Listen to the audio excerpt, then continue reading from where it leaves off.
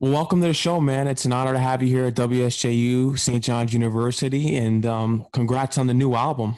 Thank you, brother. I appreciate you, man. For real, for real. How long have you been working on it for? Oh man. So honestly, I started it in January. I ended it in February. I was done. Like I'm talking about mixed, mastered, the whole thing. I mixed mastered it, the whole nine was done. COVID hit. Yeah. And I chilled on it for until you heard it, October 2nd. So I sat on it for a long, like forever, bro. Like for real, for real. What was the reason for sitting on it so long? Because there were artists dropping music during that time, and it's really an interesting time, especially to look back on. Hopefully, when we get over the virus, just to look back on. Right. What was the reason for holding on to it? Is it just because maybe it could clear up fast and you go out there and do promotion and do the tour? Was that why?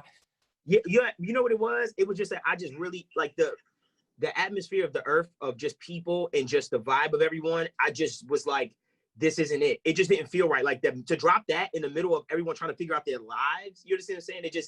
It didn't feel right. People were dying. You understand what I'm saying? Like I'm in New York too. So I really saw it, like, like the ice trucks out there with bodies. And so to me, it was just like, bro, like it just didn't feel right. You know what I mean? And I was like, no, I want y'all to all be sitting calm in a mood and be open to something like this. Right now, the world just didn't need that. You know what I mean? Like, I just feel like it just was the energy wasn't right at all. Yeah, no, it was really off, and just the fact that you saw the trucks with the bodies in it is insane. Because I live in Connecticut, I'm doing my show from my home in Connecticut, and it's played at the station. So Right. Right. I've been quarantined since February. Jesus, man. Are you guys back in Yeah, half of us are on campus, half of us are still working from home, and we actually have people and producers that are still playing the shows for us. Thank God. Wow, that's crazy, man. But it's funny, the resiliency of human beings, bro. Like we kind of just figure it out, like look at us, like, you know what I mean? You doing, like, having someone there. My brother actually went to your school, and my cousin. I got family that went to the school. Oh, really? So you've been on the campus before then, right? Yeah, I've hung out over there. Yeah. I partied over there a few times, actually. Yeah. Yeah. I can remember. How are those St. John's parties? Oh, that's great, bro. Yo, listen, I never, so as my little brother went, and I remember going to see him, and I was like, oh, he's a whole nother person. Like, St. John's changed him. Like, it changed him, Oh, it changed me. I remember my first time on campus and dorming. I dormed with 6 lacrosse players, and it was just, yeah, you could only, imagine. You could right, only. just them coming in and out after practice, dirty, beat up, like the equipment. I had a roommate too. I think I forgot what he was doing. He was pledging. I had a roommate that was pledging. So he come back with his muddy boots, and he'd be just a mess. Like it was, bro. I understand, bro. Now you went to Full Sail University, but before that you were pursuing computer information science, right? Or systems. Systems, yeah. So I went to school. I went to Delhi University first, and I was basically pursuing that degree. And I've wound up getting my associates there and deciding, do I want to continue? Do I want to continue to, obviously go and get my BA and stuff like that? And I said, yo, you know what? No, I don't. I really want to start. I really want to do music. I was always doing music. Even in college, I had a studio in college recording people. I was throwing parties. I was DJing, all kinds of stuff. And I said, yo, you know what? Like, let me go do what I love to do. You know what I'm saying? And I just packed my bags and went to Florida and just went to engineering school, and that was it. Now, this is interesting in learning that you're a DJ as well. Did you start out on the vinyl, or was you just electronic turntables right away? Oh, I was the best, jankiest DJ you would ever have met, because I never bought turntables. I never bought vinyls. I was killing parties off a virtual DJ. And listen, you had to be there back in the day to believe this, because no one believes you when I tell them now, like, yo, bro, I used to kill these parties. They were like, no, you didn't. I'm like, bro, I promise. I was using virtual DJs, and I would set up my scratches and everything in the program. So this was 2008, 2007. This was years ago. So yeah, horrible. That's insane. What was the biggest crowd that you drew as a DJ? Oh, so it was college, man. It's easy. Yeah. All you got to do is, I had the house, so I was making buku dollars. Like, all I do is I'm selling the drinks. I'm bringing the people out. I got the house. Everybody came. Everybody, basketball team. Bro, I had the whole campus. Always was in the crib. Always. It was wild. It was some wild ass time. And you're multi-talented, as I just learned that you're a DJ. But getting back to you as an artist, and then we'll get to your newest album. At what age did you really start to take this seriously? Because before that, as you mentioned before, you were going for computers and stuff like that. Right. What age did you really start to pursue music seriously? So it was 2 times that I started to pursue it really serious. So it was once when I was about 15 years old. I think I had finally got up with some of my best friends and we started doing music together. Like they were the rappers and I was the singer, and we really were like, we were really special at that time. Like what we had, how we looked, who we were, it was really special. So to me, just that energy of everybody supporting us when I was a kid made me go, yo, I love this. I love this. Like, this is what I want to do. The next time that I really, really got serious, and I'm talking serious to the point where here I am today, was when I was in college. I remember a young man by the name of Tyshawn, God rest his soul, had passed away on our campus. He had passed away. He was murdered on our campus. Crazy, crazy story on the thing.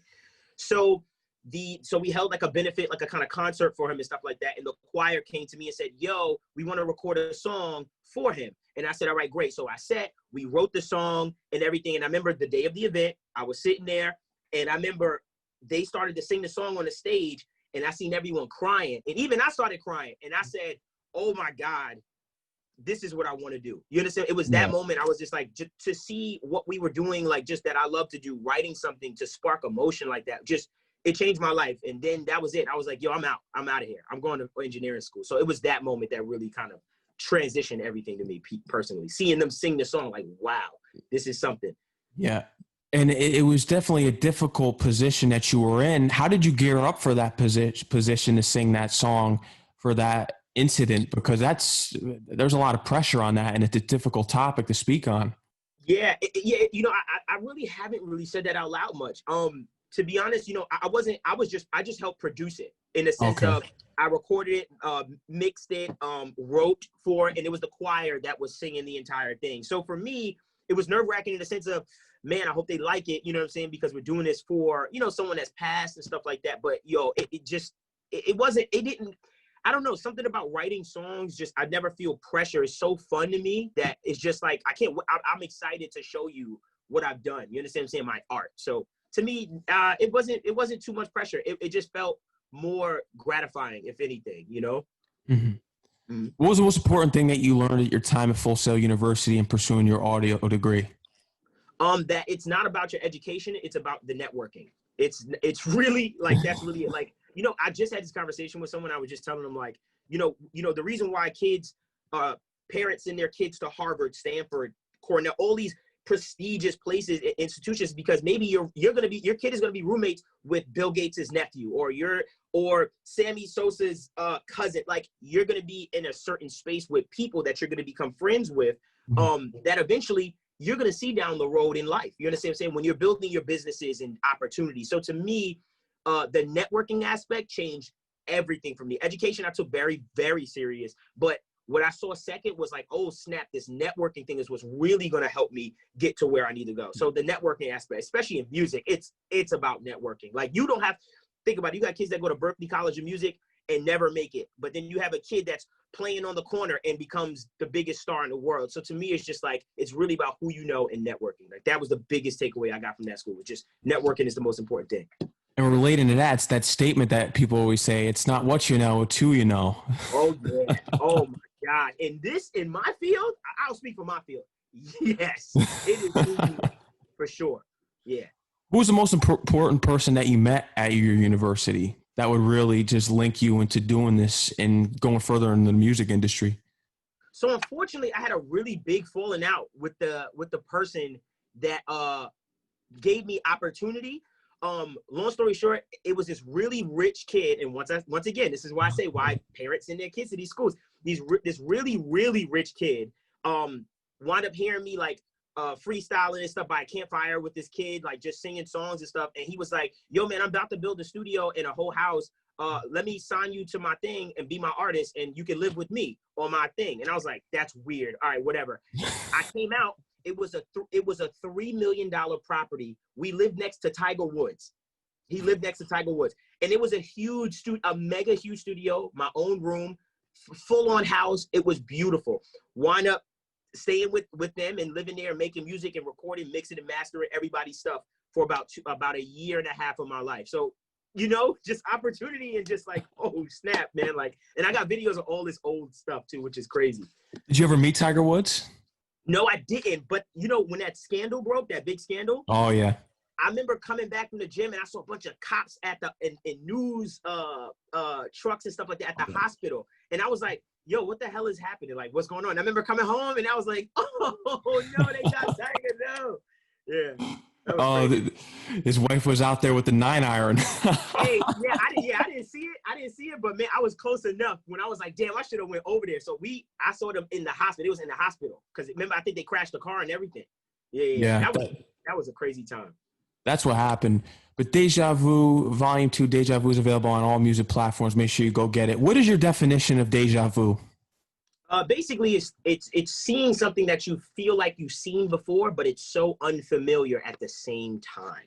So there's this distinct familiarity with something, but at the same time, it seems and appears like, I know I didn't do this before. And that's basically what it is. So the premise of my album is basically Volume 2 Deja Vu, which is coming off of the last album, basically showing you and taking you through this story and recount that I've done this same shit before, and here we are again doing the same thing, and I'm not even realizing it. But that's what we do as human beings when it comes to relationships, right? We fall into another relationship and we're like, yo, the same thing is happening to me. So basically that's what I'm basically taking you through those moments, with bringing in those lessons that I learned from the last one. And that's why I called it Deja Vu. Relation to deja vu, do you believe in reincarnation? Because sometimes you might get a glimpse of, why am I into this certain type of music? Because I've been called an old soul before. I tend to like a lot of throwback music. Sure. Do you believe in reincarnation? You know what? I really don't know. And I'm gonna tell you why I don't know. I suffer from really bad anxiety, and the thought of that scares me, right? Mm-hmm. Because I think to myself, damn, I might come back as a leaf. You know what I mean? And I'll be sitting there all day like, damn, I used to be cool. So, the thought of the afterlife and those types of ideologies really scare me. And to me, I try to just stay focused on, what's in front of me and what I have, and that's it. But, obviously, I just believe in karma. That's my biggest thing. I believe that if I am a good person in this life and I do right by people, and when I go, if people only have positive things to say about me, I think there is some reward there. So that's kind of where I go. So if I reincarnate and I'm a beautiful TikTok girl and all I do is sit home and make money all day, then yeah, that's great. Then I think I've done well. Oh man. The visual for You Trippin' used an amazing claymation. What made you go with that? So obviously, it has a lot to do with the times as well. I knew in my head that a lot of people seeing a realistic video with two people just wasn't even realistic. Like, you know what I mean? At that moment, at this time in our lives. So for me, I just was like, let me create a visual that is more of an escape. You understand what I'm saying? Escape from reality, because I think that's what we all need and stuff like that. So I just felt like doing that was just a lot more exciting. And it's like, I haven't seen anyone do that, like doing 3D videos. So everyone does the 2D thing, but I was like, yo, let me just try something new. And that's basically what came out. What's your favorite off of the album, song-wise? That's so hard, man. Like today, it'll be Honeymoon Phase. Like today, like just for today, it's Honeymoon Phase. But then there's some days, Thank My Exes is banging. You know what I mean? Like it's so hard for me, bro. It's really hard for me. It depends on my mood, to be honest with you. Did you produce the whole album, right? No, so this one, I had some really talented producers help me with this one. So I produced myself personally, but my producers that I had they was on point this time. So shout out to Tyler Ron, Dave Kappa, J Dot, Boy Lord, Aura, Asu, just a bunch of really dope dudes that just just help me craft and mold this thing. But I do produce my own stuff. I do mix my own stuff. I do master my own stuff. When they send me stuff, I tear it to shreds and change things and stuff, but they're amazing at what they do. So I definitely got to give them some love for that. I remember I read online that a few years ago, you considered not doing music anymore. Is that right? Yeah, I considered leaving it all, like just leaving it all, just giving it all up for sure. And what was the reason for that, if you want to get into that? Yeah, sure. So, long story short, it was just social media started to catch up to me, in a sense of I just felt like I was starting to lose who I truly was. For years, I was calling myself the living weirdo, which I still to this day will call myself the living weirdo. That's what my fans knew me as, my supporters knew me as. But I eventually just started to feel like, man, I'm getting older. I want to really get more into my R&B stuff. And I just felt like it wasn't resonating with me anymore, like just who I was becoming as a person. So for me, I said, I'll still always be that living weirdo guy that you guys always know, but here's this new raw shape of me, this new raw form of myself. And that's basically why I just wanted to transition. So I took a moment just to breathe and just to reassess. And then I just came back with a completely new inspiration. And it was the greatest decision I've ever made, to be honest with you. Rebranding is what they say. Rebranding. To get technical, I rebranded. Absolutely. I super rebranded. Absolutely. Do you feel as though that social media really pressures a lot of people out there to be who they really aren't? Absolutely. Right now, for instance, I'm doing this campaign on my social media where I'm doing like crazy stuff. And I'm saying, yo, Instagram, it made me do this, because like that's my whole thing. It's like hashtag IG made me do it. I guess this campaign I'm trying to start where I'm trying to point, I'm being funny, but I'm trying to point to a serious topic where, yo, there's a kid right now that's 13 years old looking at Instagram saying, what can I do to get more followers? And with this algorithm, what's happening? It's making you feel like you have to do the craziest shit to get seen. So I'm doing this whole campaign on social media, just kind of poking fun of that. And ironically, those videos have been moving when I've been doing that, like just making fun of it. Like I'm treating Instagram like my girlfriend. And I'm like, yo, that's crazy. Like you don't even show me to none of my friends no more. Like, you know what I'm saying? I tell you I got something coming at 2 o'clock. You post me 8 days later. Like, what's up with you? Like I'm doing those types of things just to point fun into it and stuff like that. So, you know, social media is a gift and a curse right now, man, for real. What video gained the most traction as far as IG made me do this? It was what was it? Number one? I think it was the first one. Mm. I think the first one I did was that. And it was basically that one. If you go on my thing and go on my reels, my IG reels, you'll see part 1, part 2, and part 3, all of them. One got 80,000 views. Another got 60,000. It's crazy because it's the truth. Yeah. It is. It really is. Every artist has inspirations, of course. I'm curious to hear about who are the artists who inspired you to sing? Oh man, there's so many, man. You know, honestly, you know, I'm gonna tell you the truth. I was always taught by industry people to say you inspire yourself, right?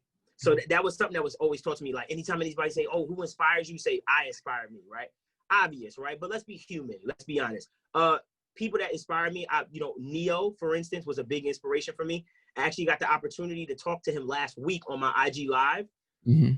One of the greatest musical moments of my life, getting to speak to someone that I really, really looked up to and really banged with and stuff like that. But for right now, I'll just say Neo, man. Like he really made me want to be a songwriter. Like he made me want to write my own songs. Like no one's writing for me. I want to write my own stuff, and that's it. So definitely, I say Neo is a big, big influence on me. What was some advice that he gave you when you had the conversation with him? Man, you know what he told me? It's not even advice. You know what he told me? Mm-hmm. He said, you don't know how talented you really are. And that meant everything to me. Anybody that's ever told me no, anybody that's ever told me I can't do this or I'll never be this, to hear that from that man's mouth, that was the greatest, you know what I mean? That was such I love him for that. Like, thank you so much. I appreciated that so much. So I hold on to that. That was the biggest thing I'll take from that. I held on to that. As far as advice, we did a remix to a song of his, and that's basically how this all came about. So he loved it, and he just was honestly just showing love and just appreciated it. And I appreciated him for just giving us an opportunity to be on his IG Live, just talking, shooting the shit with him. So that was it. Do you see making a future track together? Yes, that is actually, yes, we're actually talking now. Yes, yeah. Absolutely. That is happening. For sure that's happening. I'm talking to him right now. Absolutely. I'm happy for you. That's big because that's your biggest inspiration. My favorite song is Should Be You. I like that one. Bro, exactly. Right. Bro, like how lucky, come on, man. Like, you know what I mean? Imagine that, bro. Like I'm the luckiest dude in the world for that, bro. For real, for real. YouTube, you gained a big following just releasing popular covers and songs on YouTube. How did you really gain the amount of followers on YouTube? Because a lot of people do covers, so it was something about you. Obviously, you're talented with R&B, of course, but how did you really bring in your listeners and followers? I think it was my personality, to be honest with you. So I think that what people were really drawn to was that I was this kid that was literally being like goofy and nerdy and dorky, and then bodying something. Like, I think that they really held on to the fact that I was calling myself, my name is Devvon Terrell. I'm the living weirdo. I'm going to sing your song today. I really hope you like it. They really stuck to that and they really held on to that, because I think that a lot of and I know my supporters really well, they felt like, wow, he's embracing being different and being strange and shit like that. And they really gravitated to that, as opposed to being smooth and all cool and stuff. You know what I mean? I think that's what they really gravitated to. So that was it. I think that was the difference between what I was doing and what a lot of people were doing. Unfortunately, because of COVID-19, there hasn't been too many in-person performances. Some people are brave. I know that they're doing those in-person performances, which I'm surprised about. Yeah. Have you been doing any virtual performances at all, or you're just going to wait until everything clears up? Honestly, man, I'm going to wait till everything clear up. I feel like I'll feel so like fucking empty at looking at comments as opposed to seeing faces and feeling vibes. Like I just, it's something about, it's just so impersonal. You know what I mean? Like, I don't know. I just can't do it. Like, I can't bring myself to do it. I feel like it's a disservice to my fanship. And I feel like it's just a huge, like, it just sucks for me. You know what I mean? I do it for the energy. You know what I mean? Like, I want the energy. And if I can't get that, I can't get that through comments. You know what I mean? So it's just different. Like, it's just way different. Yeah, it's really just an unfortunate time for artists, and it's really affected the entertainment industry in both ways. Not even music, but the movie industry. You can't even go to a movie theater now. Yep. Movie theaters are going to be gone by the time we get back. Like, a lot of them are shutting down. It's over, man. A lot of stuff is done, man. A lot of stuff shifted. A lot of stuff sped up to get stuff out of here. Like, it's going to be a real interesting year next year if we get past this. If we can get this vaccine popping and get out of here, it's going to be real interesting to see where our world ends up, And I just thinking about that, looking at different countries who've gone back to normal. We're still in this state where we have to wear masks. It's like, when can we get back to normal? Right. We have and guess what? No one fucking knows. Like, you know what I mean? Like, our experts, the people that went to school all their life, no one knows anything, bro. Or they know shit and they're just not telling us anything. So we're lab rats in a freaking petri dish, just kind of just hoping for, hoping that somebody up top figures it out, Yeah, it's like I said before, it's just really unfortunate, and hopefully things get back to normal as soon as possible for the artists, because they're losing a lot out. And our performances and tours, because you've been on a headline tour before, and I want to get into that experience afterwards, but our tours and performance is the most important part of a profit for an artist. So for me, being that I'm independent, it's not, right? Yeah. And I say that in a sense of where me personally. So touring, I would quote unquote say, is one of my weaker suits in my business. And I say that off the strength of I tour, but nowhere near as frequently as these other artists. So I make most of my revenue from my streaming. And the only reason I can say that is because I own all my masters, I'm independent, and that's it. So I have residual income. I have income that I'm sitting here right now making my coin, right? As opposed to maybe the more major artists, most of their money comes in from doing shows, from the legwork, from touring, from features, from all those types of things. You understand what I'm saying? So for me, I was just lucky enough to have it coming in from just streaming and things of that nature. Yeah. Mm-hmm. And merch, that took a hit. That took a huge hit because, we get our stuff from China. Yeah. Our t-shirts and all that other stuff. So yeah, we took a big hit, but I mean, I've been really lucky this year, man. Surprised. I've been really, really lucky just with opportunities and brand deals and stuff like that. I'm glad to hear that. And as far as brand deals, what kind of brand deals? So I'm trying to think of something that already passed because I have one that I can't wait to tell everyone about, but I can't say anything yet. Coming. But I've had like 2 or 3 in like this year, and I can't put my finger on it right now. But you'll see one in about this month. Before this month is over, you're gonna see a big one, like a really, really big one with a brand you know very well. Yeah, you mentioned that you can't really get that much merch in from China because we already know the reasons why. Do you still have stuff in stock on a website that people that are tuned in right now can go and purchase? Absolutely. So yeah, ironically, things are pretty fixed now. You can go to therawshop.com. It's RAWE, therawshop.com. You can also go in the Apple App Store or Google Play Store, type in The Raw Shop. It'll come right up. And yeah, there's a bunch of merch there. Mm-hmm. Yeah. What kind of merch? T-shirts, hats? Man, I got T-shirts, I got hats, I got everything. Anything you can think of, I have. I have phone cases. Which my phone, I'm using my phone. I have phone cases. I have hoodies. I have jackets. I just sold about 50 pairs of sneakers for my album, which I'll show you right now. Ooh. These are the sneakers that I just sold for my album. Oh, that's fire. Oh, the Nike Air Forces? Basically, that's it's fire. that type of sneaker, but I made them right here. So, yep, that was it. Oh, so you made those yourself? I made these myself. Yeah, I made this myself. This is my sneaker that I made physically. And we How long did it take you to make the design? Oh, so I took the artwork from the actual album and I took it and put it into the sneaker, integrated it into the sneaker. It just took some time just to get all the dimensions and stuff right, but I just took the artwork and made it a sneaker and just added things around it, and that was it. But I like doing stuff like that. I like really getting hands-on with my merch and stuff like that. That's fire. I like that. What's the retail price for the sneakers? So I sold 50 pair of these sneakers. We sold out in 15 minutes. It was all 50 pair were done. We sold out, and I was charging $120 for the pre-order and $130 for the actual drop. And we still have them in stock? I don't have not one in stock. We sold them all out, brother. If I knew that if you still had them in stock, I would have purchased a pair. No, and if I did this interview before, I would have been like, yo, I got you. I'll put an order in for you. But I got no more. It came in a really dope box in a whole nine. Like, it was a really collector's piece and stuff like that. So, yeah, man. I got you on the next one. I make sneakers, like maybe 2 sneakers a year. Like, I make like 2 sneakers a year. So I'll let you know. I'll keep you posted. Oh, it's fire. Yeah, because I'm a sneakerhead, but I mean, I look at the Kicks on Fire app and it's just not what it used to be all the time. So it's rare to see a fire sneaker. Right. Like a different, like, oh, wow. Like that people are only going to physically stop you for. I'm like, yo, what is that? Like, what is that? Yeah. Right. Exactly. I feel you, bro. Trust me. I know. Yeah.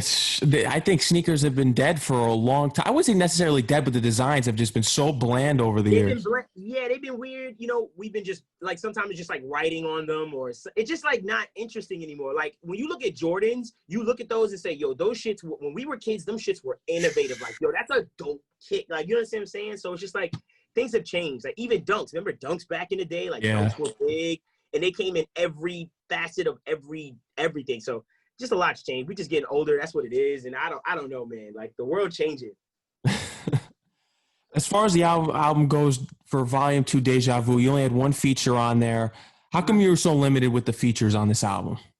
You know, keeping 1,000 with you, man. I'm just so. It's like really hard for me to do music with people that I don't really have a personal connection with. You know what I'm saying? That I feel are good people. Like, it's really hard. Like this, getting a feature from someone is so hard in the sense of working on their time, working on your time because you have to submit it. It just doesn't always align. It's really tough. So for me, it's just one of those things. William Singe is a good friend of mine. He's always been a really good dude. We've had personal conversations besides, you know, music and stuff like that. So he was just someone I was just like, yo, you know, I just love to work with because I just like working with Will. So that's why my thing is so limited. It's just really hard to really connect with people, man, to be honest, because I don't want to have somebody feature on it just to feature them. You know what I mean? I want to have some type of rapport with them at the same time, if I can, you know? Yeah, that's the main thing, is to just not do a feature just to do it. Yeah, no. You want and I feel as though J. Cole does that too. He's like, I don't have to do features. Yeah, but the features he does, he bodies. Like, yeah. You know what I mean? Or the features he has is great. Like and I like that. I take that from him. Like, yo, you don't need features to make a great album at all. Actually, when I see a bunch of features on an album, I'm turned off. I'm like, oh, this shit is a mess. Like, I know it's a mess. So I get it.